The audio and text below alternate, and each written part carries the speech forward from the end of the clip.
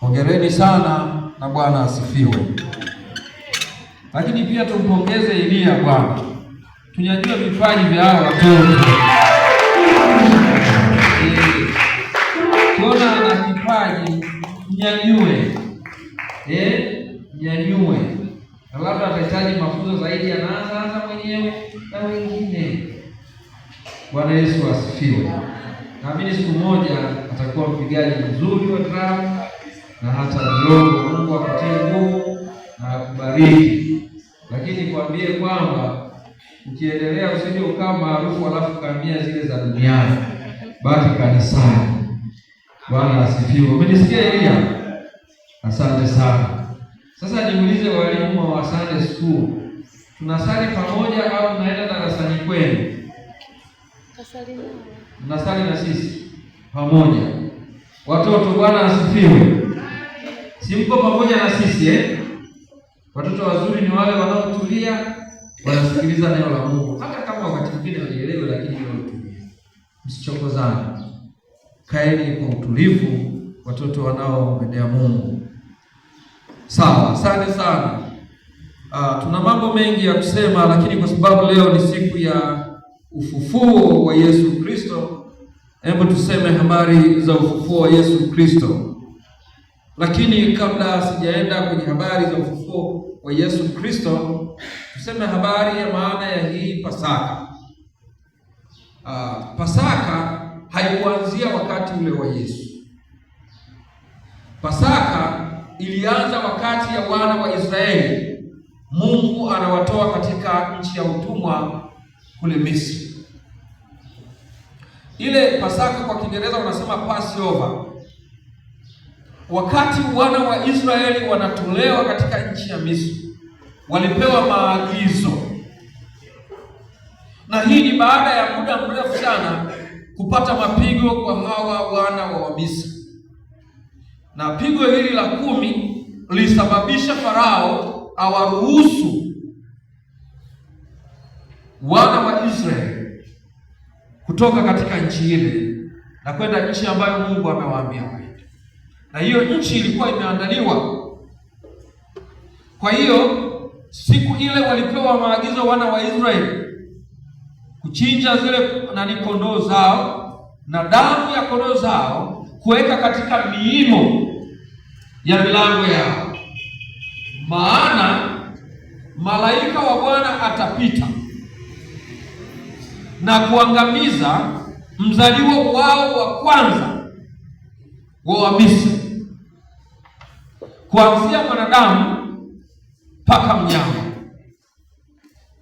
Ila atakapofika kwenye mlango uliopakwa damu, anajua hili ni taifa la Mungu. Wale wazaliwa wa kwanza hawazaliwi. Kwa hiyo Pasaka ilikuwa ni kupita au kutoka, na safari yao ikaanza. Sasa Mungu ana connection au Mungu ana muunganiko anapotengeneza mambo yake. Wakati ule wana wa Israeli walipokuwa wanatolewa, ilikuwa Pasaka, wanatolewa kutoka katika nchi ya utumwa, wanapelekwa nchi ya ahadi, wawe huru. Na kipindi hiki cha kufa na kufufuka kwa Bwana wetu Yesu Kristo cha Pasaka ilikuwa ni kutoka katika utumwa wa dhambi na kwenda katika uhuru. Sasa ule wana wa Israeli ulikuwa utumwa wa mwili. Tunakumbuka, tumesoma katika historia kwamba wana wa Israeli walitumikishwa sana baada ya Farao asiyemjua Yusufu mtawala. Walitumikishwa. Unasemekana Waebrania ndio waliojenga mapiramidi yale ya kule Misri. Kwa hiyo walifanya kazi ngumu. Hawakuwa wanalipwa mshahara. Mshahara wao ulikuwa ni kula. Bwana asifiwe. Na kwa nini waliwapa chakula kwa wingi? Wawe na nguvu za kufanya kazi. Lakini hawakuwa na mshahara.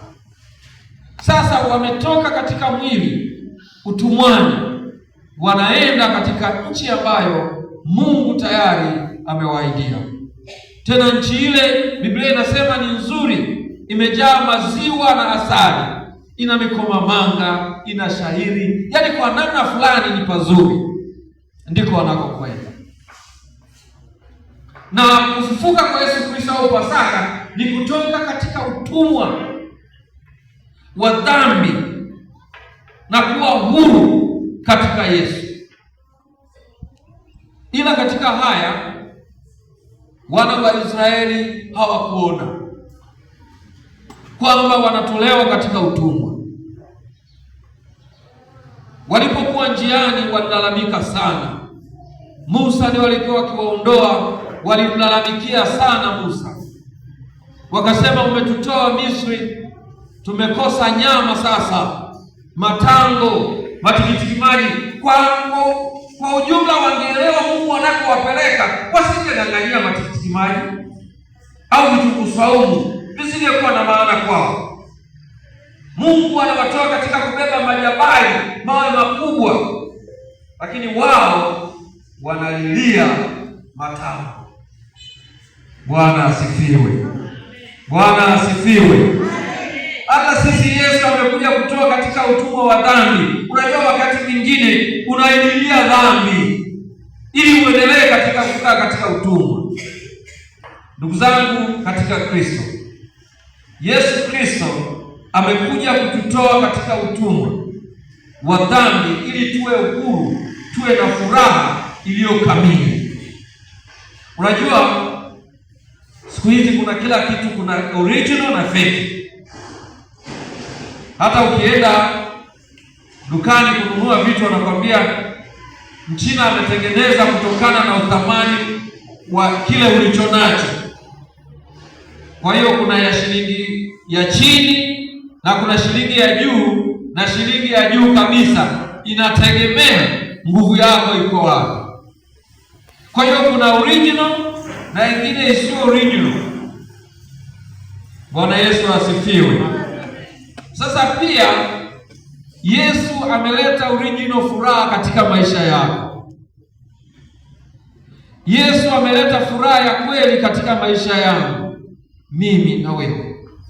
Sasa maana yake kuna furaha original na kuna furaha fake. Lakini hii ya Yesu ni kamili. Haleluya. Furaha fake ni furaha ya kujilazimisha au kujitengenezea. Watu wengi wanatengeneza furaha, wanatengeneza mazingira ya kupata furaha kwa sababu kihalisia hana furaha. Wengine kukimbilia baa kupata furaha.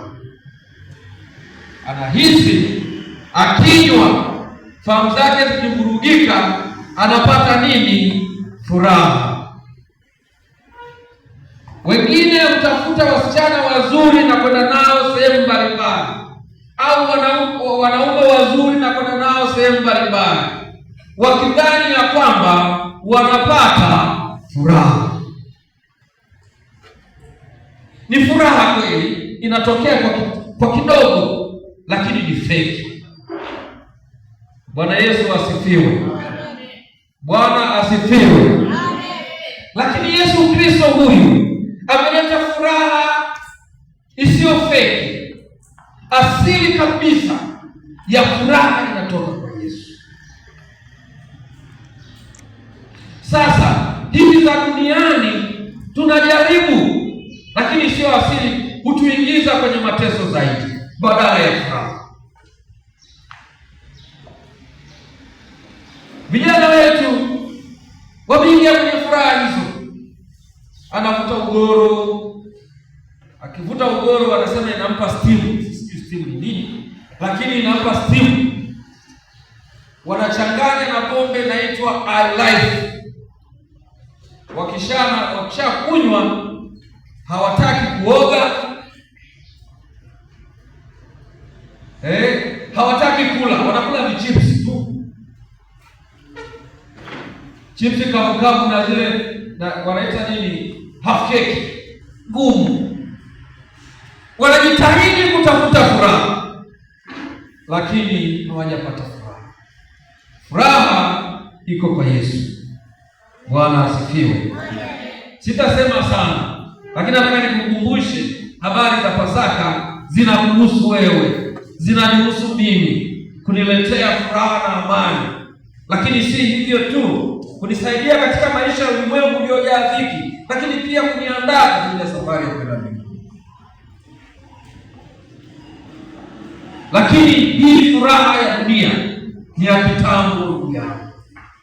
Hata ungelikuwa na vitu gani, hata ungekuwa na elimu, hata ungekuwa na nini na nini, lakini ni kwa kitambo tu. Iko furaha iliyo ya milele ambayo unatakiwa kuitafuta kwa kweli. Wao Waisraeli walipokuwa wanasafiri, waliona dhiki na taabu, walikumbuka nyuma, lakini kumbe Mungu alikuwa amewaandalia furaha iliyo kamili. Walienda kwenye nchi ambayo waliimiliki wao wenyewe, walikula zabibu zake, walikula mkate kwa ngano walioilima wao. Na sisi Mungu ametuandalia iliyo njema sana. Bwana asifiwe. Narudia kusema furaha ya dunia ni ya kitambo. Ngoja nikupe kisa cha kweli ambacho kilimpata kijana mmoja. Kijana mmoja wa chuo kikuu alimpata rafiki wa kike. Naye ni wa chuo kikuu, ni msomi mwenzake. Wanasema ndege wanaofanana ndio wanaruka pamoja. Basi wakakutana, wakaendeleza mahusiano. Huyu anasema nataka kuja kukuoa, lakini kijana akasema niko tayari, wa kike. Siku ziliendelea kwenda, lakini huyu kijana hakuonyesha dalili ya kwenda kujitambulisha kwa wazazi. Yule binti naye alikuwa mwerevu. Siku ya siku akamwambia, nina ujauzito wako, na hivyo fanya haraka ukajitambulishe. Kijana hakuwa tayari, wa kiume. Fanya haraka ukajitambulishe. Yule kijana akaanza kumwambia, nitakwenda kujitambulisha, lakini naomba tutoe huo ujauzito.